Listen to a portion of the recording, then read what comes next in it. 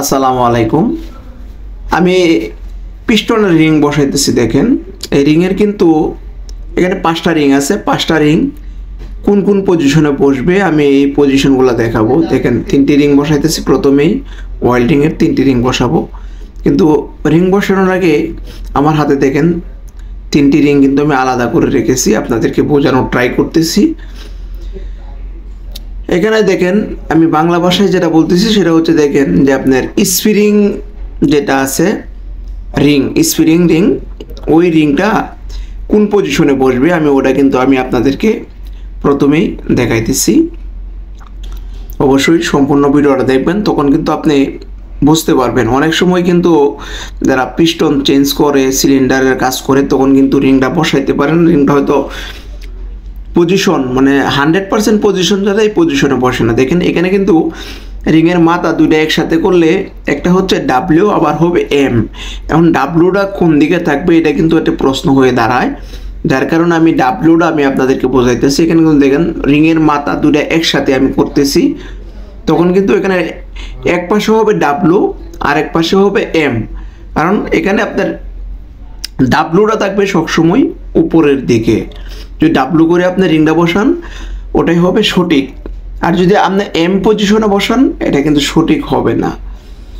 So আপনারা যারা bike use করেন, যদি আপনার কাছে এই ভিডিও ভালো লাগে তো সম্পূর্ণটা দেখবেন, তখন কিন্তু বুঝতে পারবেন। এখন আমি রিংয়ের গ্যাপ কতটুক থেকে কতটুক থাকবে আমি সেটাও দেখাইতেছি। একটা রিংয়ের থেকে আরেকটা রিং 30 ডিগ্রি দূরত্ব মানে অ্যাঙ্গেলে থাকবে। সো আমি ওটাও আপনাদেরকে দেখাইতেছি। আমি প্রথম যে রিংটা বসাইছি ওটার থেকে আমি 30 ডিগ্রি অ্যাঙ্গেল মানে দূরত্ব করে বসাবো। দেখেন আমি কিন্তু বসাইতেছি। আর রিংয়ের বসানোর কিন্তু একটা সহজ উপায় আছে, এটা অনেকেই বুঝে, অনেকেই পারে। যারা অনেক পুরাতন টেকনিশিয়ান, যারা মোটরসাইকেল ডিপার্টমেন্টে কাজ করে, দেখেন আমি রিংটা বসাইছি, ওনারা কিন্তু বুঝে।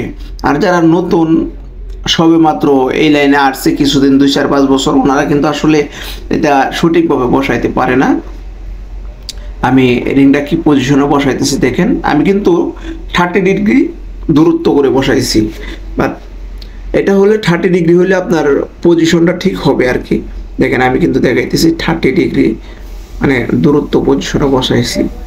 সো আপনি যে কোনো মডেলের বাইক ইউজ করেন না কেন, যদি আপনার বাইক প্রপার ওয়েতে আপনি কাজ করান এবং প্রপার ওয়েতে যদি কাজ হয়, সুন্দরভাবে ফিনিশিং হয়, তখন কিন্তু আপনি বাইকের থেকে লং টাইম সাপোর্ট পাবেন। বাইক আপনাকে অনেক লং টাইম সার্ভিস দিবে।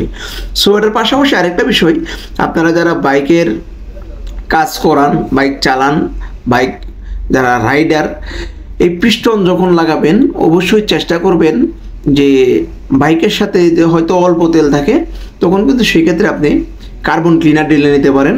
তখন পিস্টনের মাথার যে উপরে যে অংশটা, এটা কিন্তু একটা আবরণ, যেটা হচ্ছে আপনার পিছলো টাইপের কিন্তু হয়ে যায়, তখন কিন্তু আপনার পিস্টন থেকে অনেক লং টাইম পাবেন যদি আপনি প্রতি 3000 কিলোমিটার পর পর কার্বন ক্লিনারটা ইউজ করেন। এটা কিন্তু পরীক্ষিত, আমরা অনেকবার ট্রাই করেছি, অনেক বাইকে দেখেছি যারা কার্বন ক্লিনার ইউজ করে তাদের পিস্টনের উপরে কিন্তু কোনো রকম ওই রাশটা বসতে পারে না। সো অনেক লং টাইম চালাইতে পারে, আমিও অনেক দেখেছি। সো এই জন্য আমি আপনাদেরকে সাজেস্ট করতেছি, যদি আপনি আপনার বাইকের থেকে ভালো সার্ভিস চান তখন কিন্তু আপনি ইউজ করতে পারেন। সো আমি কিন্তু পরবর্তী রিংয়ে চলে গেলাম। দেখেন এখানে কিন্তু আমি বাংলা ভাষায় বলতেছি, এই যে দেখেন রিংটা কেউ ফাঁকা মানে অর্থাৎ টান দিয়ে কেউ বসাবেন না, তখন কিন্তু রিংটা 100% বসবে না, কারণ রিংটা অনেক ফাঁকা হয়ে যাবে। যে আমি দেখাইতেছি কিন্তু এই পজিশনে, হ্যাঁ এই পজিশনে কেউ বসাবেন না, যে টান দিয়ে ফট করে ঢুকাই দিবেন, মাঝখান দিয়ে বসাবেন না। সো আমি আপনাকে যে সিস্টেমটা অবলম্বন করতেছি, এই সিস্টেমে যদি আপনি বসান, আমার মনে হয় আপনি পারফেক্ট ওয়েতে বসাইতে পারবেন।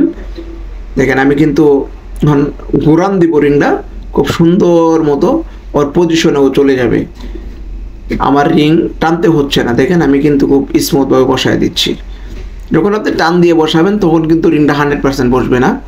100% বসলেও রিংয়ের যতটুকু পরিমাণ গ্যাপ থাকে, গ্যাপটা অনেক ফাঁকা হয়ে যাবে, বড় হয়ে যাবে।